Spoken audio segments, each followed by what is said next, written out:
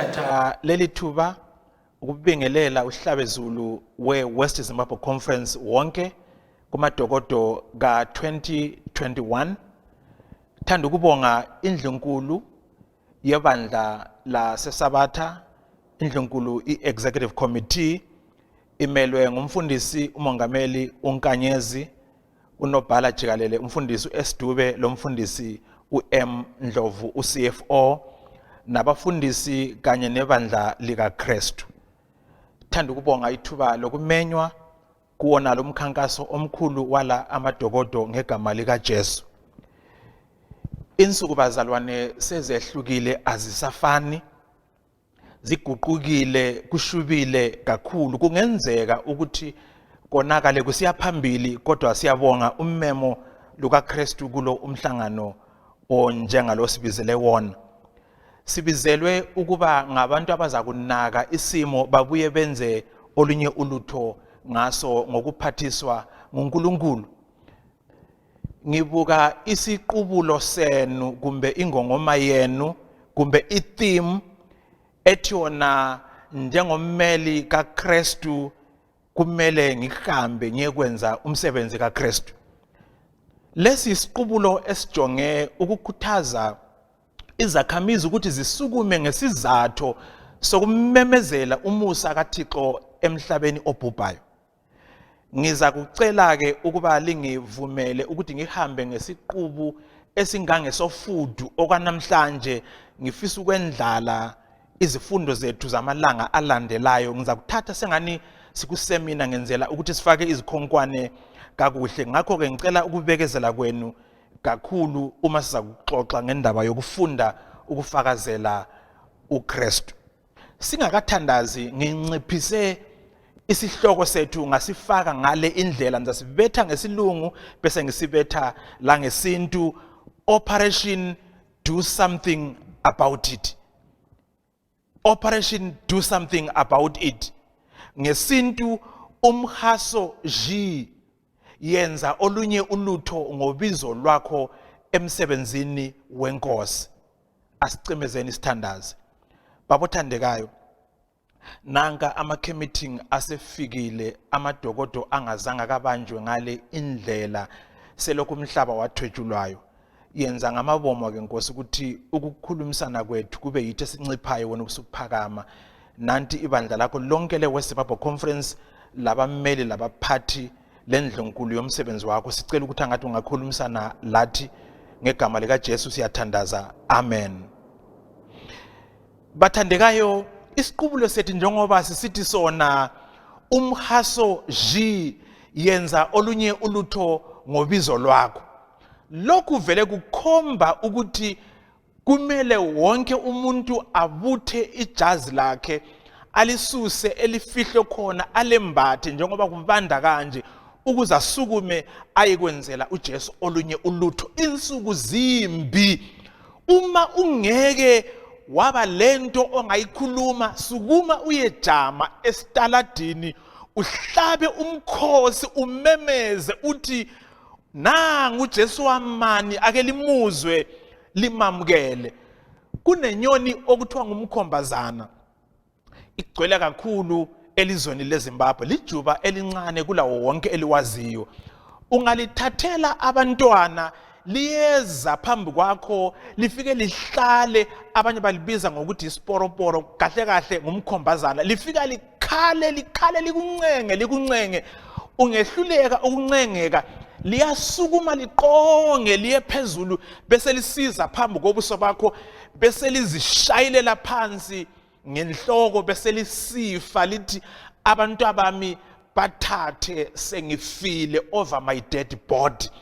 Isiqubulo lesi yikho esikuvezayo ukuthi asenzeni ngamabomo, singavumi ukuthi uSathane ajame athathe imphefumulo ayihluthune kuKristu wena ukhona ungazange uyazise ngokuza kwenkosi kanjalo.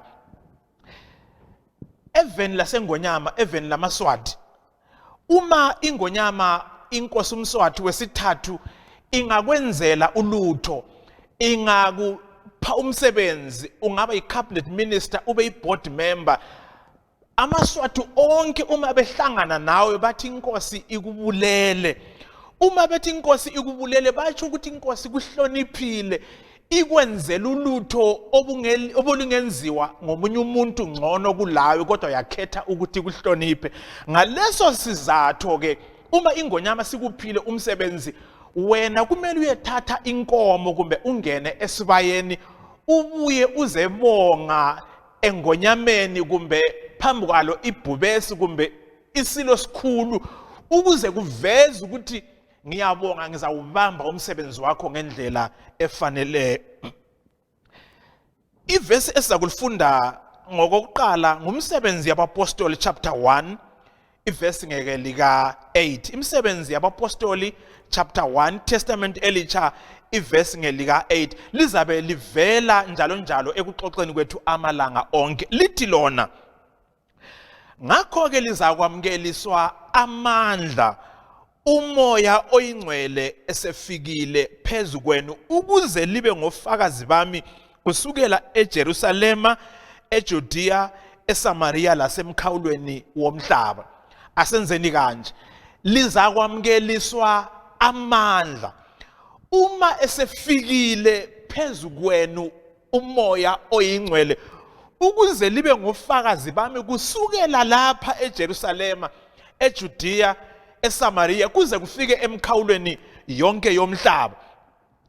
Isidingo esikhulu emhlabeni nasebandleni labazalwane, ebandleni laseSabatha, isidingo esikhulu esimqoka esiyiso esiqansi esavama kakhulu isidingo samandla obungcwele lobukhona bukaNkulunkulu ayiwo azaqubula izakhamizi zonke ezisabele uthando lukaJesu.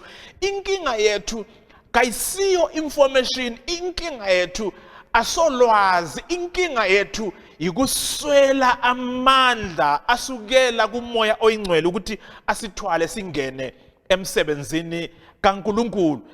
Ngifuna ukuthi ke ngihloniphe indlela elibeke ngayo isihloko senu esithi sona njengommeli kaKristu ngizakuhamba. Ngamafitshane uma ngakulandela kahle ukuchaza lesi sihloko, iambassador ngummeli kumbe isikhulu. Ngamanye amazwi ngesizulu la ngesindebele kuthiwa ngumaqhuzu kwezobudlelwano phakathi kwamazwe amabili ahlobeneyo kumbe asebenzelanayo.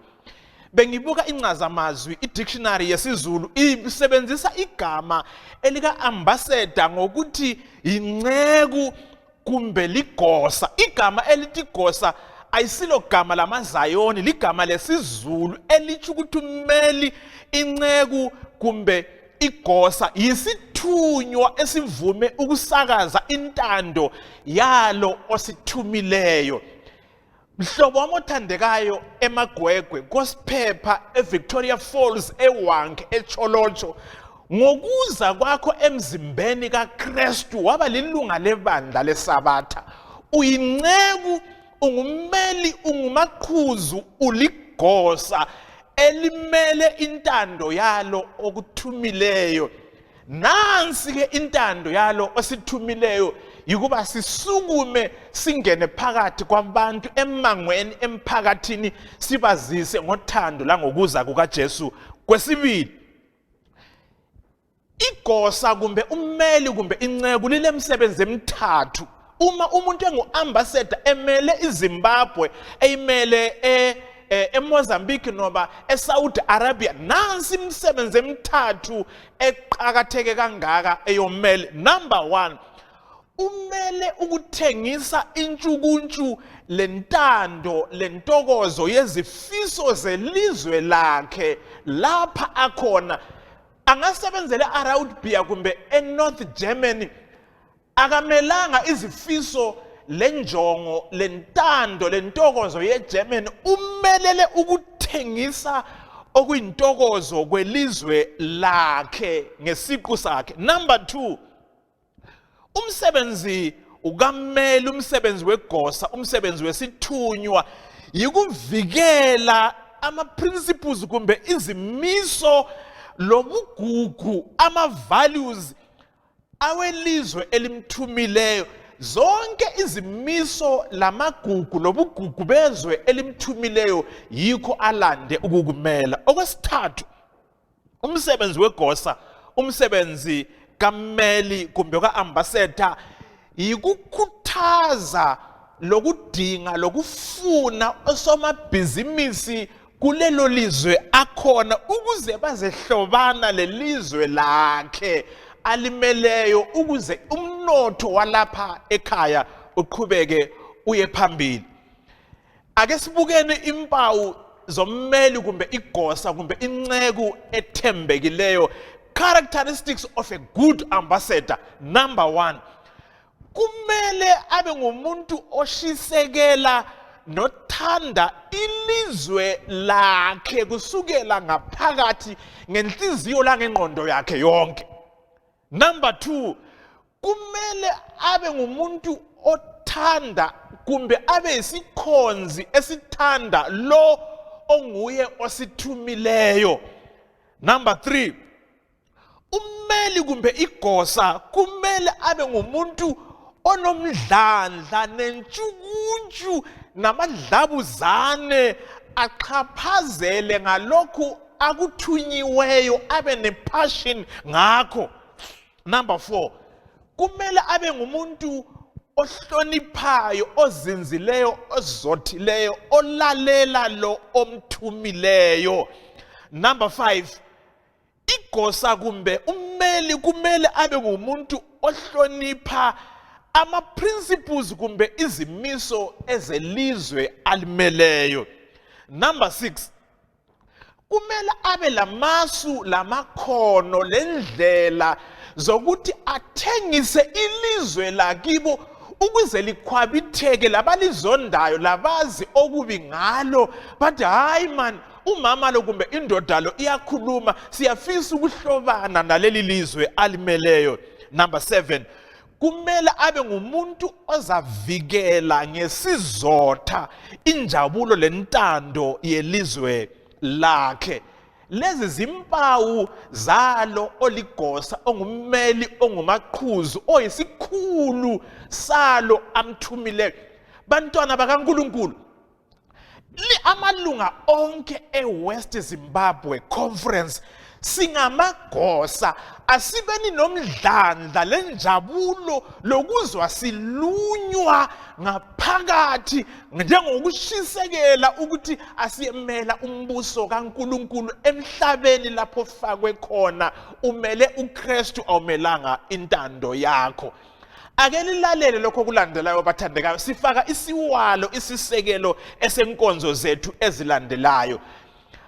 Nango kuphawulekileyo, awuzikhethi ukuthi ube ngummeli, awuzikhethi ukuba yi-ambassador, awuzikhethi ukuba ligosa lalo okuthumileyo, uyakhethwa wena.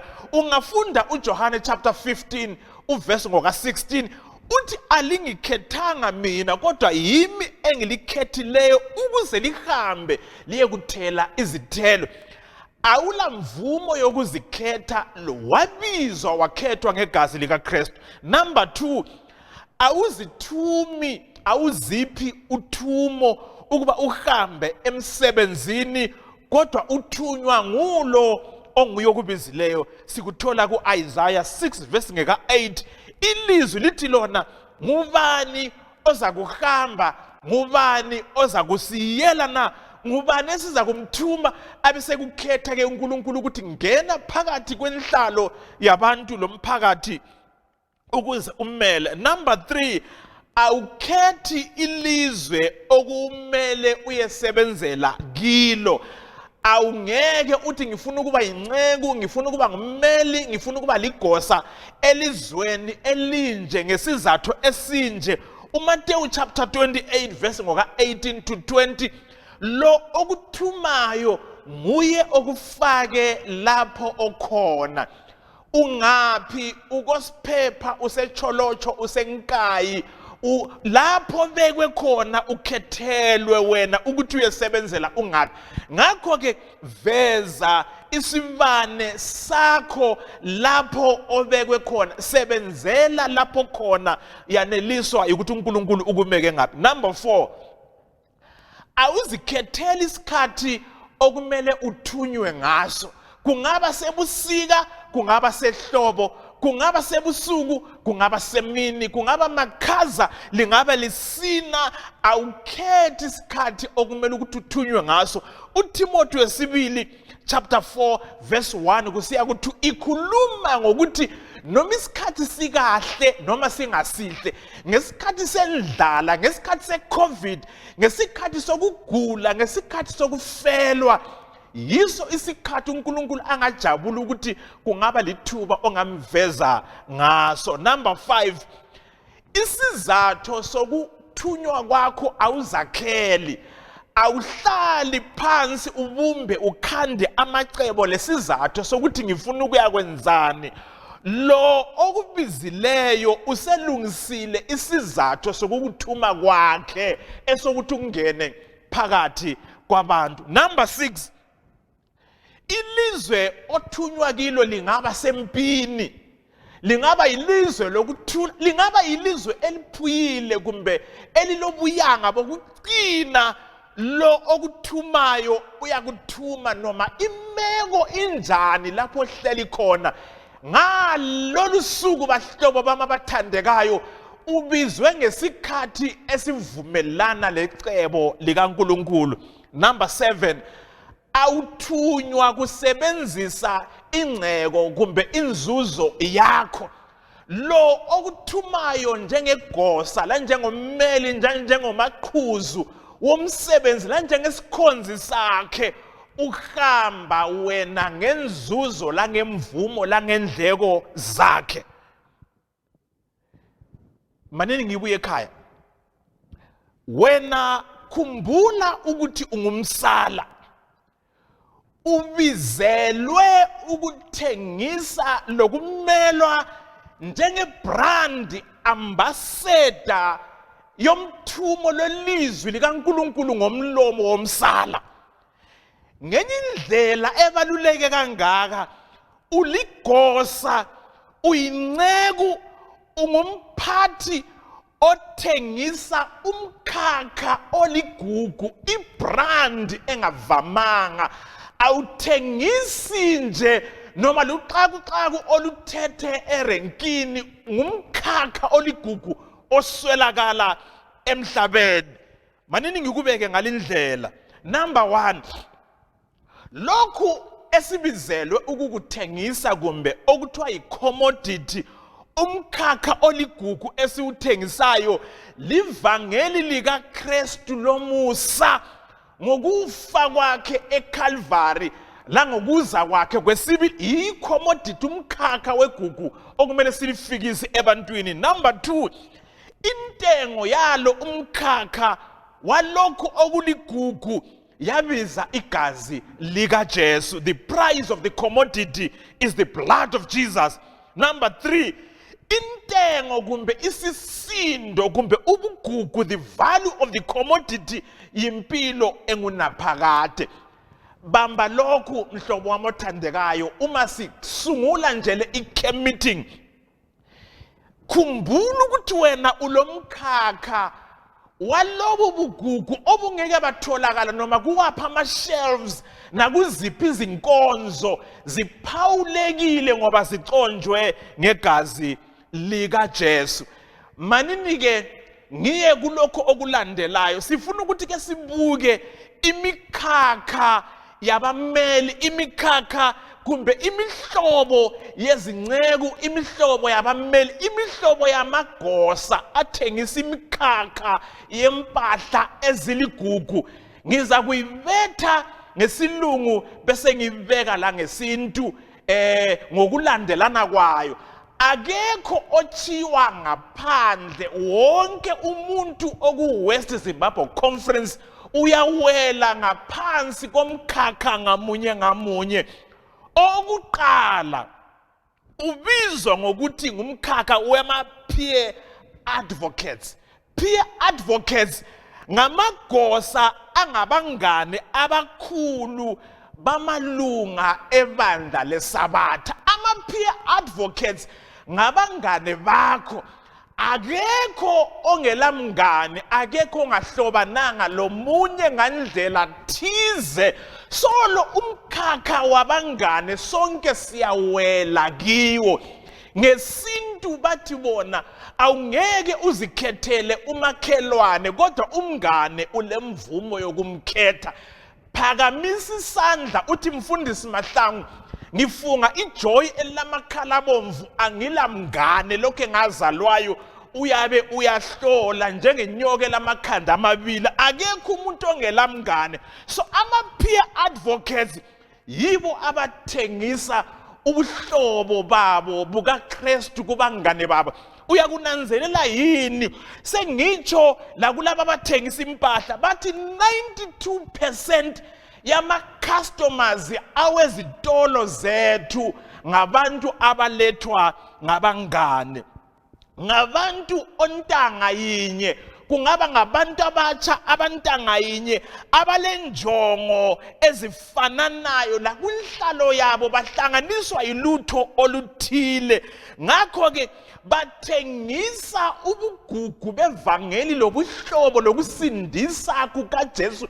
Lokhu kulesisindo okwedlula zonke. Ngicela ukumemezela, sondela kumngane wakho, sondela kumhlobo wakho, unendonsela enkulu empilweni yakho. Akekho ngathengisa ngcono ubuhlobo bukaKristu okwedlula ama-peer advocates.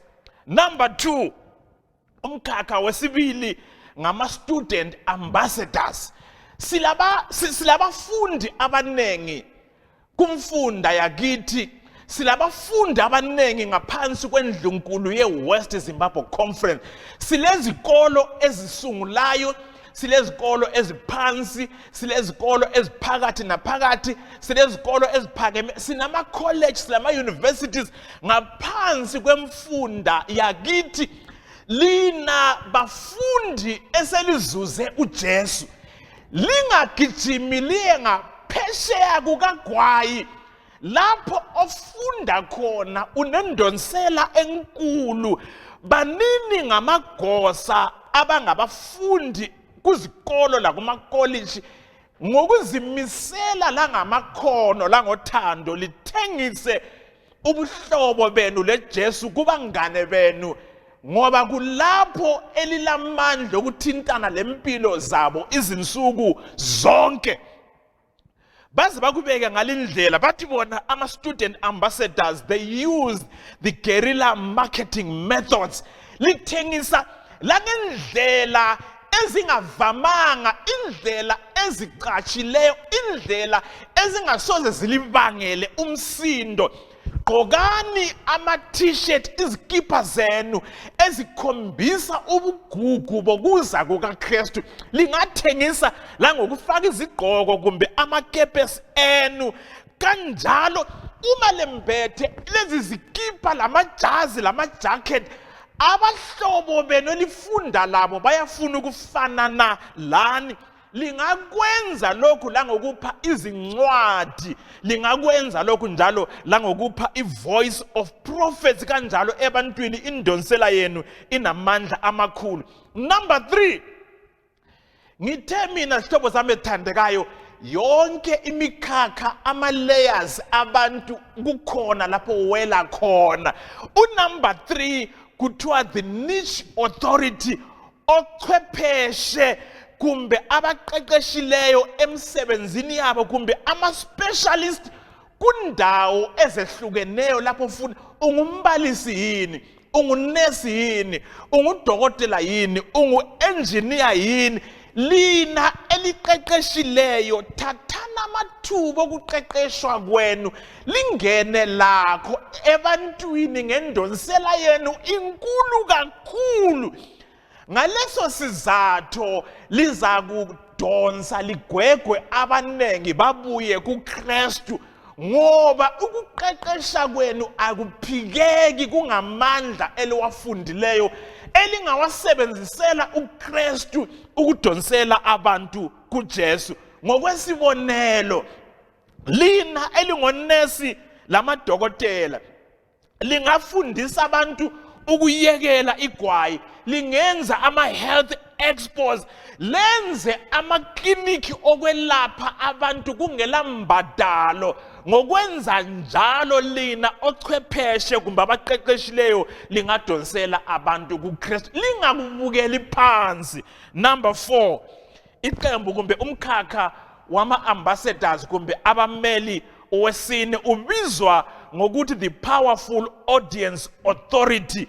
Laba ngesintu kuthiwa ngosaziwayo kumbe onodumo, ngabantu abanamandla abanendonsela phakathi kwezigaba abahlala kizo. Ngolimi lwanamhlanje bakubiza ngokuthi ngama-celebrities. Silabo ebandleni likaNkulunkulu abakulowo mkhakha, abakulelo zinga lakulelo banga, abaziwa ngokuthi ngabanodumo kumbe abaziwayo. Thengisa ubugugu bevangeli usebenzisa indonsela efanana nale. Uyazi yini ukuthi kulabantu uma uhamba sengathi ngumuntu oqhulayo, ungumuntu oshaya istep, uhamba ngathi uyakhilikithela, kunabantu abakhuluma njengawe abalendonsela yakho. Sondela ungene kibo, ungabapha uJesu, impilo zabo ziyakwehluleka.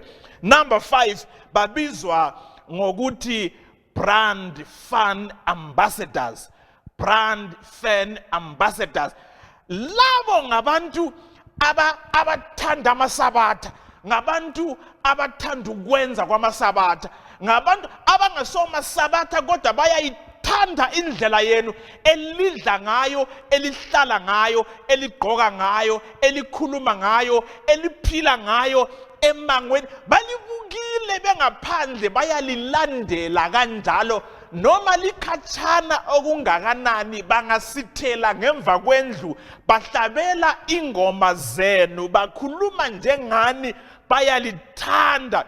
Banikeni izincwadi laba bantu, sondelani lihlobane nabo, ngabangane benu kumbe ngabantu abavuya umsebenzi eliwenza.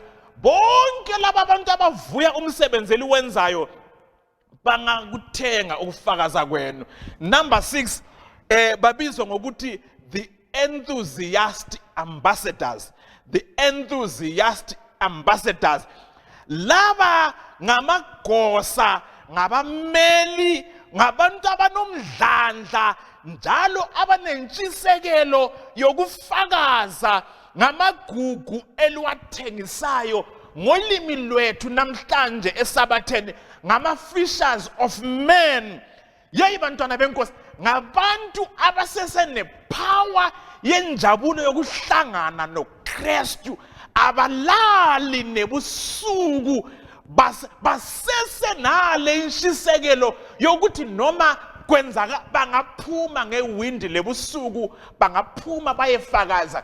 Lina ma-fishers of men elisanda kuthola umusa kaKristu, sebenzisani amandla elinawo. Ngifuna ukugcina ngokuveza ibhuku likaNehemaya. Ebengikwendlalela konke lokhu bengibeka imikhakha yokuthi akekho umuntu ongaweli indawo, nawe ule ndawo yakho kulaba bantu esibabekileyo. Ngifuna ukuthi amalanga amabili alandelayo sizafunda encwadini kaNehemaya. Ngifuna ukumveza ke ngamafishane uNehemaya njenge-brand ambassador. Ungafunda uNehemaya chapter 2 verse 1 and 2. Ubusufunda incwadi ka-Ellen G. White, uProphets and Kings, page 628.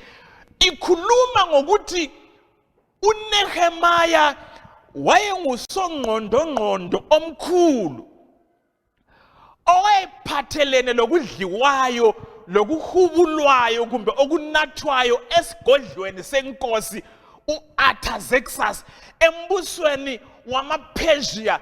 Ngetraining langokuqeqeshwa kwakhe, he was a consumer scientist, top-notch consumer scientist, owayekwazi ukuthi yini okumele kungene emzimbeni wenkosi. Inkosi yamthanda kakhulu. Yeyi bantu, ake lingizwe lapha. Ngithe mina wayenothile lundoda ngesintu kuthiwa wayengusondo nzima ezweni elingayisilo lakibo. Inkosi yayimethemba, imthanda ngitsho langempilo yayo. Akula lutho olwaludlula endebeni zalo umuntu, akula lutho olwalunathwa ludliwe inkosi lungazange ludlule kundebe zakhe umzalwane uNehemaya. Okunathwayo lokudliwayo nguye okwakumele ukuthi akutheste. Wakubona lokhu njengenhlonipho enkulu yokuthi ame phambi kwenkosi njenge-ambassador kumbe ummeli njengegosa likaNkulunkulu. Wasevuma ukuthi abe ludlawu lukaJesu olokufakaza enkosini, amele izidingo zombuso kaNkulunkulu lombuso wabantu bakibo ezweni lokuhamba.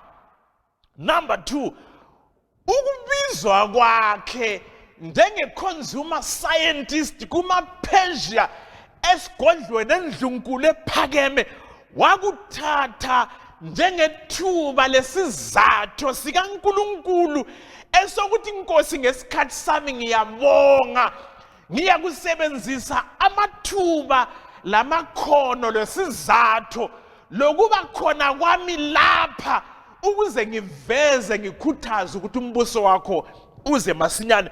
Ngikuthatha ku-Prophets and Kings upage 628. Futhi wayesazi ukuthi lapha efakwe khona wayebekwe kahle kusimo sokuthi uma ekhongozela kuNkulunkulu wayeza kwedlulisela kulabo ababengaphansi kwakhe. Wena nami singabameli, singamagosa, siyizikhulu, siyizinceku, singomaqhuzu bakaKristu kusikhathi esiphila kuso. Yeyi bazalwane, ngolimi leBhayibhili kulendlela ezimbili zokufakaza. Kunale okuthiwa yi-centripetal evangelism, kubuye kube nale okuthiwa yi-centrifugal evangelism.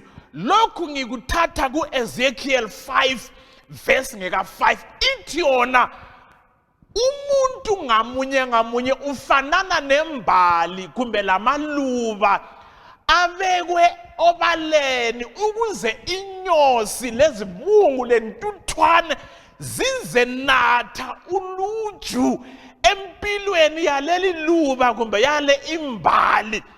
Lapho okhona uyimbali kaKristu, uliluba, uliflawuzi likaKristu, impilo yakho ayichaze iveze ukuthi uJesu uyeza masinyane. Number 2, i-centrifugal evangelism ithi yona uNkulunkulu uyakuphehla, akulungisa, akubonde, abese kuthumela emhlabeni ngesiqubu sombane.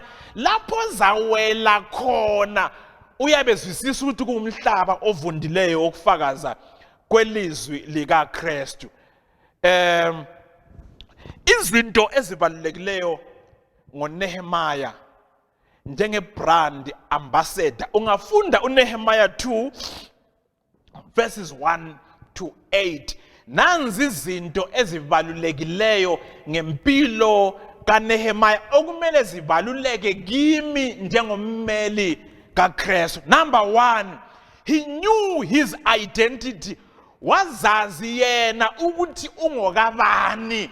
Njengomsala ungokaKristu, uludlawu lwakhe awulamandla okuphehla impilo eyehlukene nalo okubiziweyo. Number 2, wazwisisa ubizo lwakhe. uPeter wokuqala 2 verse 9 to 11 uthi bazalwane, sasingayisibo bantu, namhlanje sesingabantu, sesibizelwe ukuveza imisebenzi yalo osilethe enkazimulweni yakhe, sibizelwe ukuba ngovuvuzela bakaJesu ukuchaya ichacho ngendlela ephawulekile ukuze umhlaba wazi ukuthi inkosi iseduzane. Number 3, wazwisisa ukuthi umele injongo zikaNkulunkulu. Number 4, wazwisisa ukuthi ubizwe ngesikhathi esikahle. Njalo number 5, wazwisisa ukuthi uza kusebenza ngamandla kaNkulunkulu angasowakhe. Number 6, wabuye wazwisisa ukuthi wayelendima okwakumele ayidlale ayenze ekugcwaliseni izinjongo lezifiso lamaphupho kaNkulunkulu. Ngakho-ke njenge-ambassador watsho ukuthi inkosi ngilapha ngithume ngizimisele ukuhamba njengengongoma lesiqubulo sethu ku-West Zimbabwe Conference esithi sona njengommeli la njengenceku la njengegosa ngiza kuhamba.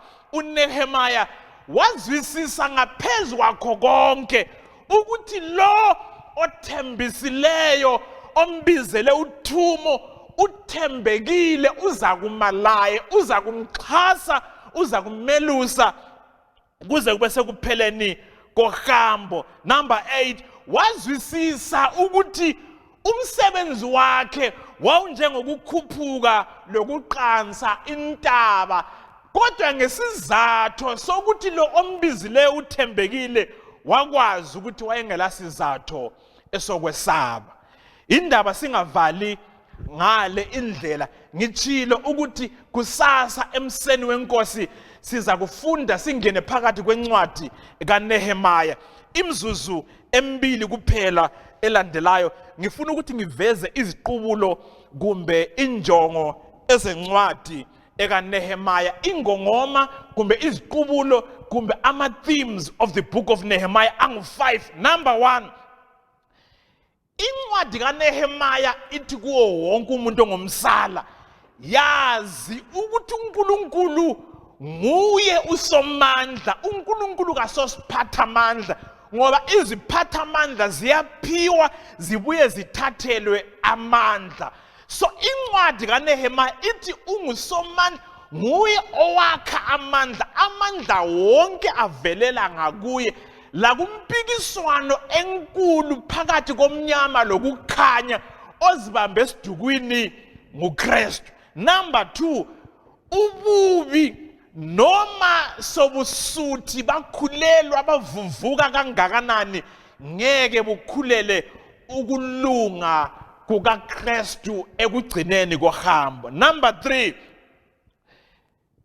incwadi kaNehemiah ithi yona uNkulunkulu ujonge ukubuyisela ubuhlobo osobuhlephukile badilika phakathi kwakhe labantu bakhe. Ufuna ukuthi bulungisiswe umusa ungakavalwa, ongakwenza lokho nguwe. Number 4, umhlaba lo, zwanini bathandekayo, umhlaba lo udinga, uswele, ufisa obaba labomama abanesibindi sakomoya njengoNehemiah ukuba basukume baqedise umsebenzi kaNkulunkulu. Finally bazalwane, incwadi kaNehemiah ithi yona isibindi, ukuzinikela, lokuzidela, lokukhuthala, lokusebenza ngamandla ngokunye kwempawu zalabo okumele bathembeke ukuqedisa umsebenzi kaKristu. Noma impikiswano ingabuya inolaka kangakanani, umsebenzi kaNkulunkulu uzaqediswa. Ngilesicelo nxa sivalwa, ilizwi lithe lona lizakwamkeliswa amandla uma esefikile umoya oyingcwele ukuze lekuba ngofakazi bami. Yikho ingongoma yethu, isiqubulo sethu sisithi sona, mina njengegosa likaKristu ngizasukuma ukuthi ngikwenze, sikwenza emandleni kamoya oyingcwele. Asithandazeni babothandekayo ngegama lenkosi uJesu. Umusa usulungele ukuvalwa, udinga abameli, udinga amagosa, udinga inceku, udinga abaphathi, omaqhuzu abaza kusukuma bathi Nkosi ngilapha ngaphansi kwesandla sikamoya wengcwele ngiza kuhamba. I-West Zimbabwe Conference Territory inkulu, inezakhamizi ezingakwaziyo, inabantu abalala phakathi kwengiga, kulabantu abawiswa izambane besiyaloya ubusuku bonke, kunabantu abanathayo, abaphuzayo, kunabantu ababhemayo, kunabantu abangaphili kahle. Umsala ungamnika amandla Nkosi, singavumelana singakwenza ngegama lika Jesu oyinkosi lomsindisi wethu. Amen.